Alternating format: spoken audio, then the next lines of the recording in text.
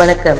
இன்றைய நாள் எப்படி இருக்கிறது பகுதியில் இன்று ஜூன் மாதம் 7ஆம் தேதி ஞாயிற்றுக்கிழமைக்கான பலன்களை பார்க்க போகிறோம். ரிஷப மாதம் என்று அழைக்கப்படும் இந்த மாதத்தில் வசந்த ருது போய்கொண்டிருக்கிறது.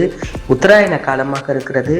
பராபவ தமிழ் ஆண்டின் வைகாசி மாதம் 24ஆம் தேதியில் இருக்கிறோம். இன்று சுப முகூர்த்தமான ஒரு நாள்.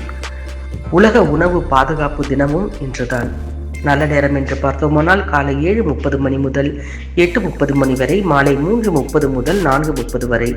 கௌரி நல்ல நேரம் என்று பார்த்தோமானால் காலை 10:30 மணி முதல் 11:30 வரை, மாலை 1:30 முதல் 2:30 வரை.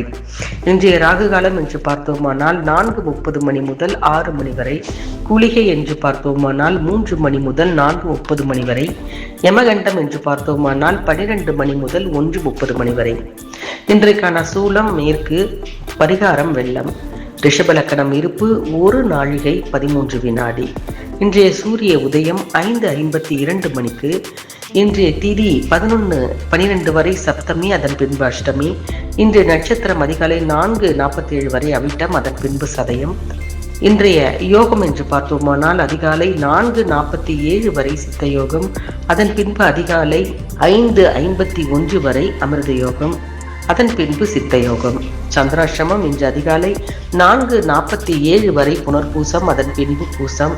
இன்றைய 12 ராசிகளின் பலன்களை ஒரு சில வார்த்தைகளில் பார்ப்போம்.